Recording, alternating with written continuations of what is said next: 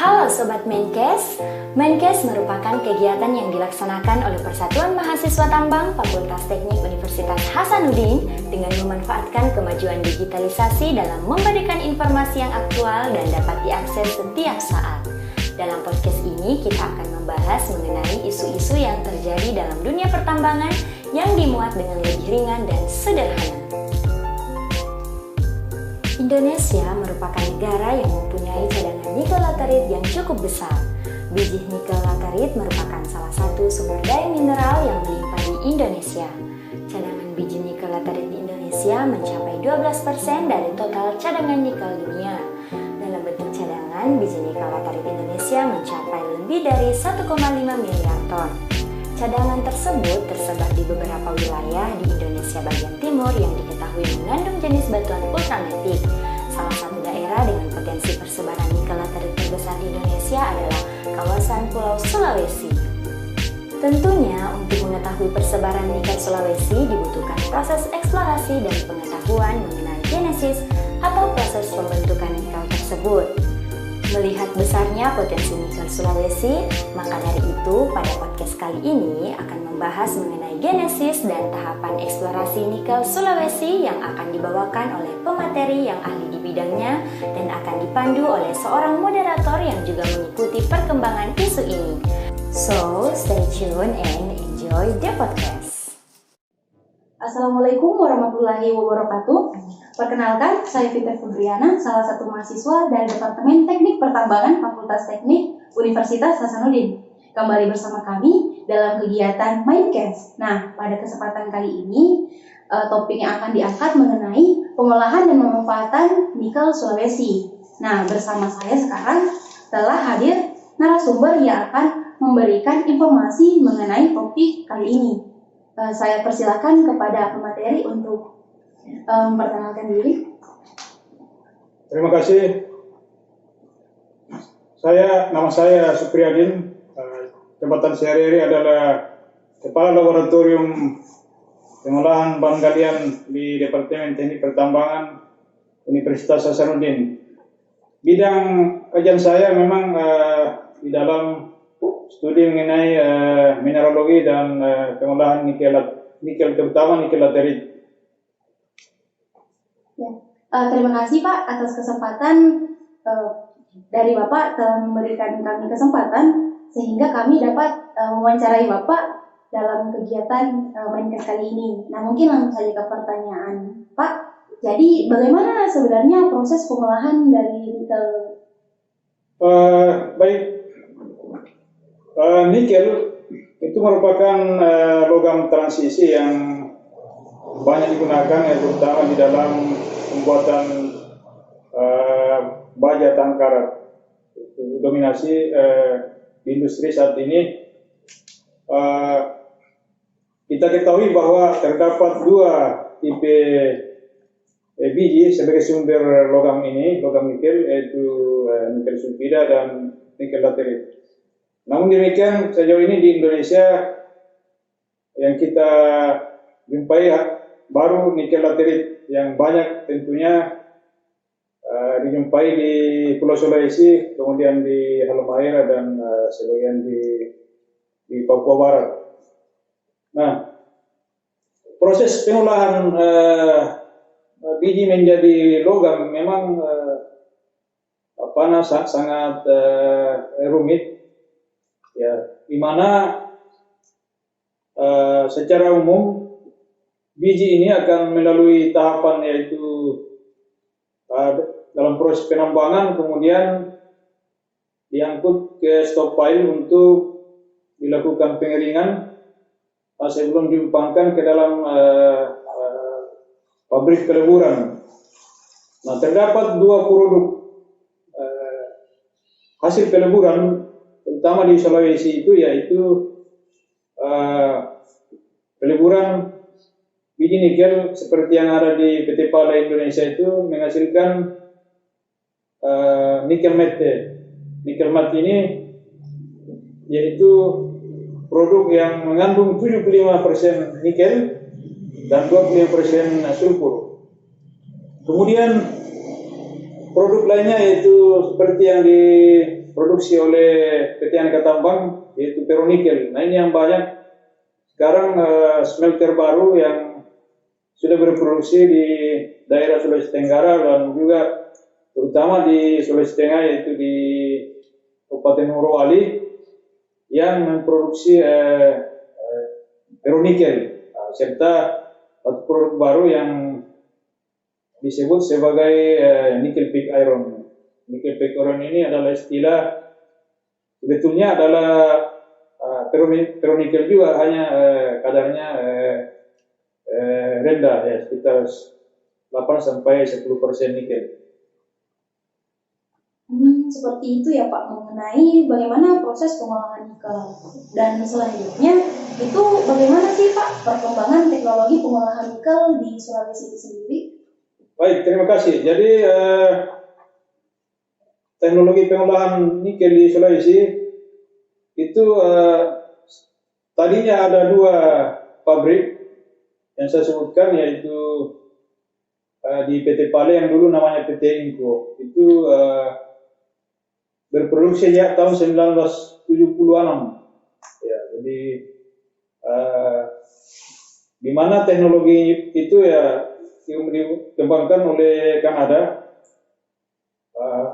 Jadi teknologi ini dulunya itu digunakan di Kanada itu untuk mengolah biji nikel sulfida. Nah, oleh karena itu ya produknya ya adalah nikel mate ini kan nikel dan sulfur. Jadi itu diadopsi dari dari Kanada. Kemudian untuk ferronikel sendiri ya ini banyak ada dari Jepang. Kemudian saat ini kebanyakan teknologi yang banyak digunakan adalah yang dari Cina ya. Baik yang ada di beberapa smelter baru yang ada di Sulawesi Tenggara, kemudian juga di Sulawesi Tengah. Ya, sekira itu. Ya Pak. Dan selanjutnya itu mengenai teknologi pengolahan nikel yang tadi Bapak jelaskan, itu apakah sudah seimbang dengan potensi nikel yang ada di Sulawesi yang kita tahu sangat besar? Ya, kalau kita lihat IPB di laterit ini kan ada 2, baik dari segi mineralogi maupun dari segi kadar, yaitu ada saprolit, kemudian ada limonit. Nah, sebetulnya kalau kita berbicara seimbang ya sangat tidak seimbang karena belum ada limonit yang diproses atau yang diolah sampai sejauh ini. Nah, ini karena teknologi yang ada itu dia hanya bisa mengolah biji saprolit yang high grade itu, ya, di mana kadar nikel di atas 1,5% agar bernilai ekonomi. Jadi ada keuntungan. Kalau di bawah 1,5 dia akan merugi teknologi peleburan ini. Nah, jadi potensi nikel sekarang ini justru jauh lebih sangat besar, yaitu di low grade atau yang limonit ini. Jadi ini tantangan kita ke depan. Ya, bagaimana menempatkan biji kadar rendah ini yang justru jauh lebih banyak dibanding dengan saprolit. Terima kasih Pak. Dan selanjutnya Pak, kan kita tahu bahwa sekarang Indonesia lagi gencar-gencarnya untuk melakukan pembangunan smelter. Dan berapa banyak sebenarnya yang sekarang itu terbangun di Sulawesi untuk smelternya Pak? Dan bagaimana sih hambatan mengenai pembangunan smelter jika kita tinjau mengenai regulasi yang berlaku? Ya, terima kasih. Kalau kita berbicara jumlah yang ini memang cukup besar porsi untuk smelter nikel, karena smelter Indonesia ini kan tidak ada nikel, ada juga aluminium atau boksit ya, kemudian ada tembaga. Nah, khusus untuk smelter nikel sendiri berdasarkan data dari Kementerian SDM bahwa untuk tahun 2020 itu jumlah smelter yang yang ada itu sudah 13, ya 13 smelter. Namun tidak semuanya tidak, kira-kira di Sulawesi ada sekitar 9 ya, atau 10. Ada smelter juga di Halmahera, kemudian di Maluku Utara ya. Tapi ya kebanyakan memang di Sulawesi, dan targetnya pada tahun 2024 itu jumlah smelter nikel untuk seluruh Indonesia ada 30. Ya, jadi memang luar biasa rencana pemerintah ini untuk menempatkan biji nikel laterit ya, terutama yang ada di Sulawesi. Kemudian ya tentu hambatan-hambatannya ya memang tidak mudah juga, karena ya beberapa faktor ya, misalnya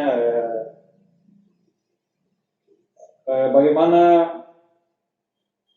hukum ataukah bagaimana pemerintah memberikan regulasi yang pasti ya bagi pengusaha untuk karena membangun smelter itu adalah membutuhkan investasi yang sangat besar, dengan tentunya ya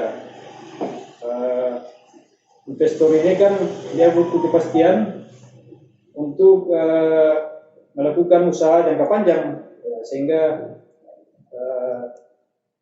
terutama di bidang bagaimana terhadap masyarakat sekitar ya. Kemudian juga mengenai masalah lingkungan, saya kira ya teknologinya sudah ada ya, bagaimana untuk mengurangi dampak lingkungan ya, memang ini yang paling penting adalah regulasi ini ya, agar ya harus konsisten ya, tidak berubah-ubah setiap berganti pemerintahan, berubah lagi ya, itu saya kira tidak diinginkan oleh investor di dalam bidang pengolahan nikel. Ya, terima kasih Pak. Dan kita tahu tadi dari jawaban Pak bahwa kemungkinan untuk pembuatan atau pembangunan smelter di Indonesia atau di Sulawesi sendiri itu akan sangat tinggi dan menjanjikan. Nah, tadi mengenai pengolahan sudah pasti. Dan selanjutnya Pak, mengenai pemanfaatan. Nah, bagaimana sih Pak untuk pemanfaatan nikel Sulawesi ini sebenarnya ditujukan untuk apa? Ya, terima kasih. Jadi seperti kita tahu ya, isu yang berkembang saat ini adalah mengenai pembuatan rechargeable bakteri ya, atau bakteri untuk mobil listrik. Nah, tetapi produksi nikel saat ini ya, terutama di Sulawesi ya, yaitu nikel matte dan nikel ferronikel, itu tidak bisa digunakan ya untuk bahan baku baterai. Jadi sebagian besar produksi saat ini yang yang dihasilkan di smelter yang ada di Sulawesi itu adalah untuk pembuatan stainless steel ya, atau baja tahan karat. Karena di situ tidak pure nikel. Jadi sementara untuk bahan baku baterai ya biasanya menggunakan nikel yang relatif murni. Nah, untuk itu ya memang ya kalau kita mengarahkan untuk bahan baku baterai ya mau tidak mau harus mendirikan semester baru, terutama dengan jalur hidrometalurgi, yaitu untuk menghasilkan logam nikel, kemudian juga kobalt yang sebagai produk dari biji nikel itu, karena ini kedua-duanya adalah sebagai bahan baku utama di dalam pembuatan baterai. Seperti itu Pak mengenai pemanfaatan nikel. Nah, ini selanjutnya Pak, untuk produksi terakhir dari pengolahan hasil smelter untuk nikel di Sulawesi itu Pak seperti apa, bagaimana produk akhirnya, dan juga bagaimana potensi atau kesempatan kedepannya yang dapat dikembangkan mengenai produk hilir dari hasil smelter, Pak? Ya, terima kasih. Jadi ya hilirisasi dari smelter di nikel di Sulawesi ya paling murahnya tadi ya sebagian besar untuk pembuatan besi baja. Tapi untuk produksi smelter dari PT Pale sendiri itu tidak di ekspor langsung ke Jepang karena ini produksi daripada PT Pale itu sudah berkontrak dengan Sumitomo ya, sehingga ya mereka lah yang akan merepain ya nikel mati yang dihasilkan oleh PT Pale. Namun demikian di Morowali sendiri, yaitu di kompleks ini itu sudah sampai memproduksi baja ya, jadi itu luar biasa. Jadi mulai dari ada smelter, lalu sudah ada hilirisasi yang jalan. Sehingga dengan demikian ya ini sangat menguntungkan bagi negara karena akan membuka lapangan kerja yang luas ya tentunya ya dan akan mendorong pertumbuhan ekonomi ya di sekitar wilayah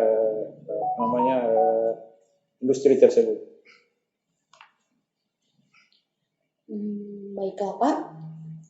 Untuk pertanyaan selanjutnya, Pak, kan kita sudah pernah dengar bahwa pemerintah mengeluarkan regulasi untuk pelarangan ekspor nikel. Nah, itu bagaimana, Pak, dampak atau pengaruh dari regulasi tersebut, regulasi pengaruh dari pelarangan ekspor nikel itu terhadap perkembangan hilirisasi nikel yang ada di Sulawesi? Ya, terima kasih. Saya kira ini pemerintah sudah di jalan yang baik, yang benar ya, di mana memang kita tidak bisa lagi mengekspor biji mentah ya, karena nilai tambahnya sangat kecil. Nah, oleh karena itu ya dengan adanya pelarangan ini, maka mau tidak mau negara-negara yang sangat membutuhkan logam ini, dia akan berusaha ya bagaimana untuk membangun atau melakukan kerjasama atau investasi di Indonesia ya. Dan pada akhirnya nanti kalau pabrik sudah banyak berdiri, ini kan menguntungkan bagi negara ya mendapatkan devisa yang sangat tinggi, kemudian juga tentunya masyarakat akan bisa mendorong pertumbuhan ekonomi di wilayah itu ya. Jadi saya sendiri sangat mendukung regulasi pemerintah untuk melarang kita tidak bisa lagi mengekspor bahan mentah atau bahan biji ya. Harapannya ya kalau perlu kita menjual barang yang sudah jadi ya, seperti baja atau logam yang sudah murni, itu jauh lebih harganya lebih mahal. Dan tentunya ya kita juga memerlukan logam-logam tersebut ya untuk di industri manufaktur ya. Ya, saya kira itu. Lalu Pak, kan kita sudah tahu bahwa tadi akan ada kesempatan bagi Indonesia ataupun Sulawesi sendiri untuk mengelola nikel yang akan ada. Terus Pak, bagaimana sih peluang dan tantangan dari perkembangan nikel itu tersebut? Ya, terima kasih. Nah, kalau kita berbicara peluang, berarti kan harus ada potensi sumber daya. Nah, berdasarkan data yang ada itu, ya, Indonesia itu memiliki potensi biji nikel itu 30% nikel cadangan nikel dunia ya ada di Indonesia. Ini sangat besar sekali. Namun sekali lagi bahwa yang diproduksi saat ini baru saprolit atau high grade-nya. Jadi kita sama sekali belum ada memproduksi limonit yang diolah dengan metode hidrometalurgi.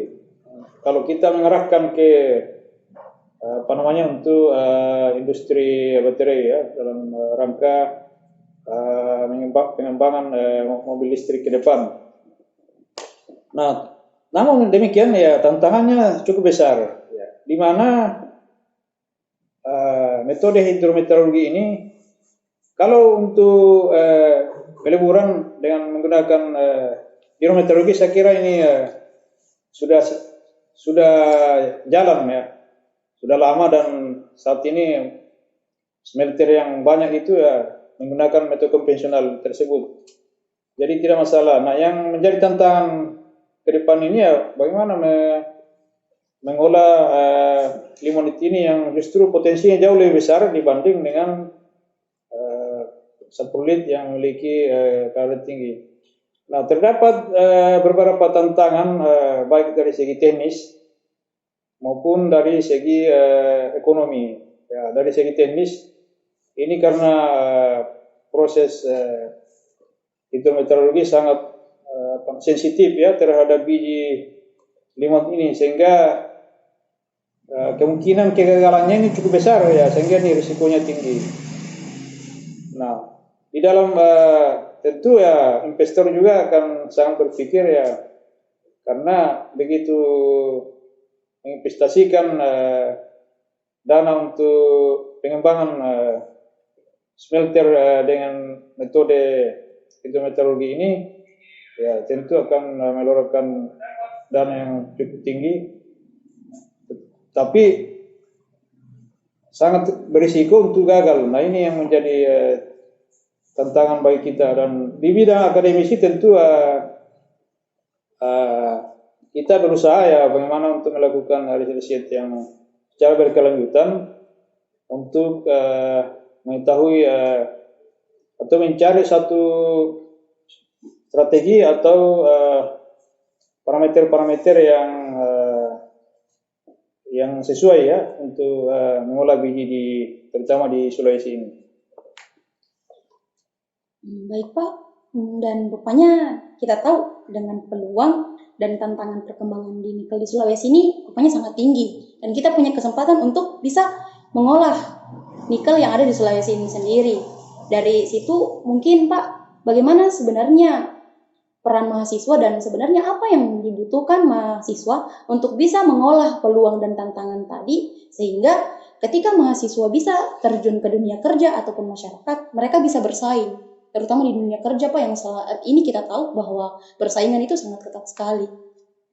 Ya, terima kasih. Saya kira ya mahasiswa selama belajar di perguruan tinggi ya harus memanfaatkan waktu yang tidak lama ya. Jadi tentunya harus belajar dan media pembelajaran saya kira sudah sangat mudah sekarang untuk mendapatkan informasi-informasi apakah sesuai yang mereka perlukan.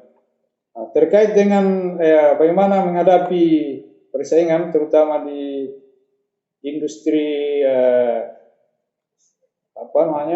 tidak hanya di tambang nikel ini tapi baik karena sekarang banyak smelter yang dibangun ya apakah itu untuk memproduksi alumina dari bauksit, kemudian juga batu tembaga dari biji yang ada tambang besar sekarang dari Freeport, juga beberapa smelter seperti timah hitam, kemudian seng juga ada. Jadi semua itu ya tentu mahasiswa diharapkan ya bisa belajar sungguh-sungguh